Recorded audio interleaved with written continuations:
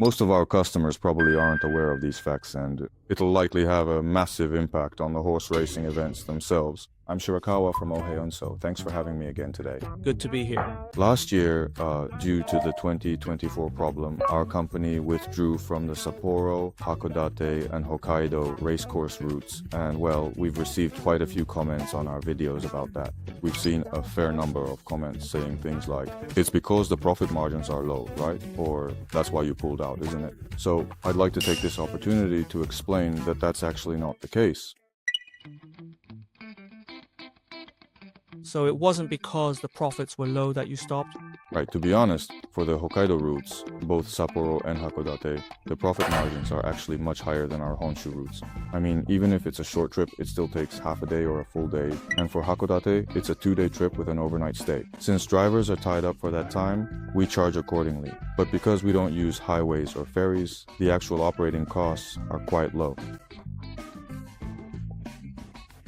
You don't even use the highways? Well, compared to the Honshu routes, the distances are just so much shorter. That's true. If I recall, those are solo runs, right? Honshu uses 2-person crews, but for Sapporo and Hakodate, just one. No, we use 2-man crews for Sapporo and Hakodate as well. 2 people? Yes. Which ones are done by 1 person? The ones we do with 1 person occasionally are the very short trips, like within the Hidaka area, or things like taking a horse to the hospital for surgery. We also sometimes do 1-man runs during auctions, but we just don't have enough trucks to cover everything that way. Local trips between the auction, Exactly. venue and the farms. I see.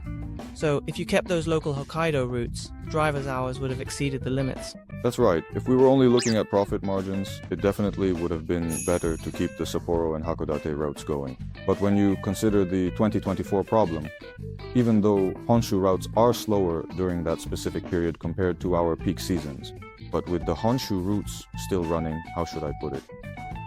Well, up until now, there's been this issue where, for example, a driver would get back from Honshu and then have to head to Hakodate that same night. Then they'd finish in Hakodate in the evening and have to head back to Hakodate again that very night. We had many cases like that. We simply couldn't make the schedule work otherwise, given our current staff and number of trucks. Wow, so they were going back and forth like that every single day? Exactly. And most of our customers probably aren't aware of that reality. Even the stable hands at the delivery points. They'll sometimes say things like, "Oh, you're back again. Good to see you." But they don't really know the reality of how many hours these drivers have actually been on the road. Yeah, that makes sense. Also, it's been about 15 years now, I think. I was taken off the year-round driving rotation myself about 2 or 3 years after I first joined the company. Well, even among those, during the Sapporo and Hakodate season, when there's transport from June to September, and even some Honshu routes were running, before I became the representative, and even after, until we withdrew from the Sapporo and Hakodate routes last year, or maybe the year before, I was also driving those routes myself. I can picture that. Fortunately, at ohe.horseline, we have people working as contract employees after retirement. Generally, they work until 65, but if they're physically capable and can still work on site, they handle routes like Sapporo, Hakodate, or long-distance trips that aren't the Honshu routes.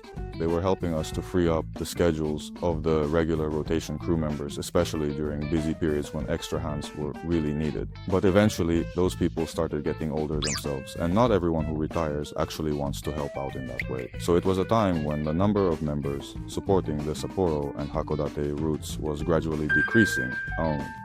In effect, this was putting a huge burden on the actual full-time annual rotation crew, who had to take on more responsibilities as a result. To be completely honest with you, when it comes to this 2024 problem, especially regarding the monthly limits that are set on both working hours and binding hours, we actually found ourselves in a situation where we would, without a doubt, completely exceed those limits. It was clear that we were going to go over them. Considering that, it means you were in a situation where you had no choice but to withdraw. That's right. I suppose it depends on how other companies see it, or their corporate philosophy. But among the 4 major Hokkaido transporters, I don't know if it's widely known, but most clients usually use the same ones. There are many farms and clients like that, so I think few people track all 4 companies. But if even one of those 4 major companies, depending on the timing, were to face administrative action during the busy summer or autumn season, like a business suspension or vehicle grounding, it would likely create a situation that would have a massive impact on the horse races themselves. For our company, we wanted to avoid that and ensure that the flow of horse transport doesn't stop throughout the year. However, due to the restrictions imposed by the 2024 problem, the total number of horses transported annually is set to decrease significantly. Even if the number of drivers increases, then you have the number of vehicles and various other factors involved. I think maybe we should discuss the vehicle issue at another time, perhaps at this point. It's getting quite tough even for general transport, but horse transport is even more demanding, isn't it? Yes, exactly. For long-distance drivers, working and binding hours have been getting longer, so many transport companies, even before the 2024 problem began, have been withdrawing from long-distance routes and such. Many companies have already gone out of business, and quite a few are developing new short and medium-distance routes and moving away from long-distance transport.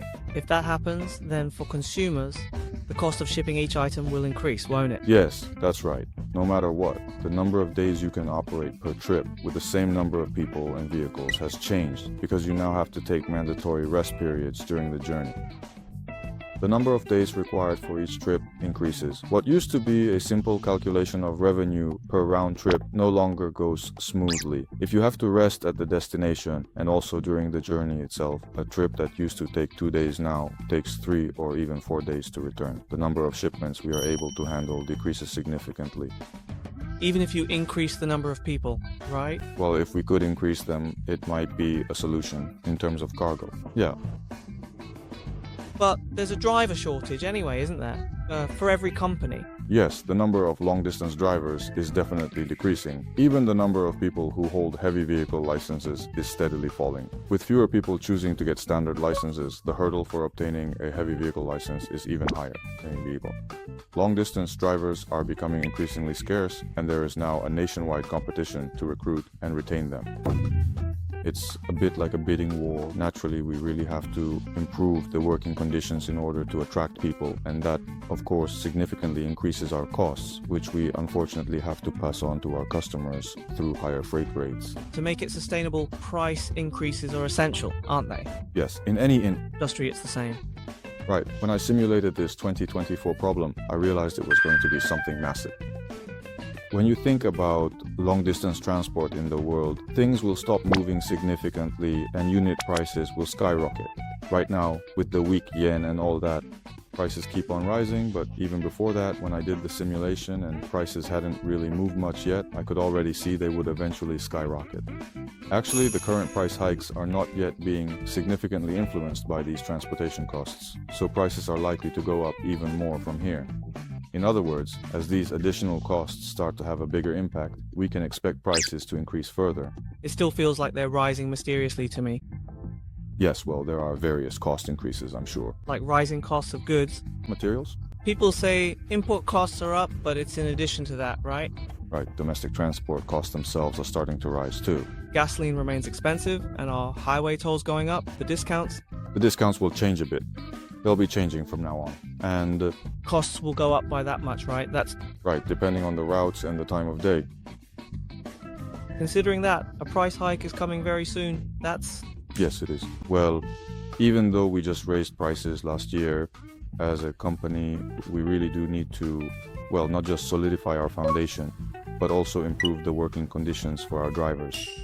We have to recruit new, young talent, and we also want our current employees to stay with us for the long term.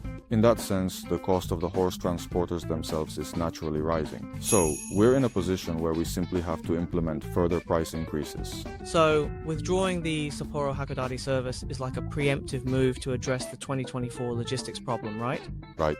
I thought it was a way of showing your stance, like stopping it first to show you're properly tackling the 2024 problem. Yes, that's exactly it. It's a manifestation of that. There's no doubt we're completely over capacity in terms of time. Well, I suppose it depends on the company. Some companies already had very few Sapporo Hakodate runs to begin with. So our company had a lot of them?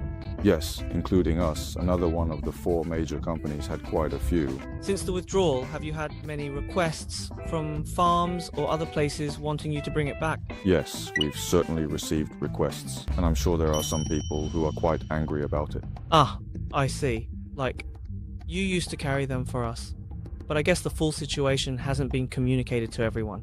That's true. In a previous video, I mentioned wanting to create clear, easy to understand materials. I don't know when this video will be released, but we might have already sent out those explanatory materials to our regular clients by then. So there are still no plans to bring back the Sapporo Hakodate service? That's right. As I said before, most people probably think the staffing issue is the biggest factor, but no. There are also some issues and concerns that have not fully surfaced yet. It's becoming more and more clear that it will be physically impossible, not just for us, but for others in the industry as well. So, everyone involved, the farms, the owners, the JRA, and the organizers, really need to take some time to think about this. I feel like they need to start making preparations soon.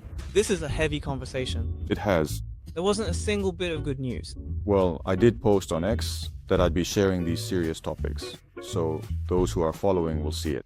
Right, I've heard that quite a few people in the industry are watching. Thank you very much. Thank you very much. At ohe.horseline, we are currently looking for drivers. Please check the recruitment or corporate site in the description for details, and if you're interested, we'd love for you to apply.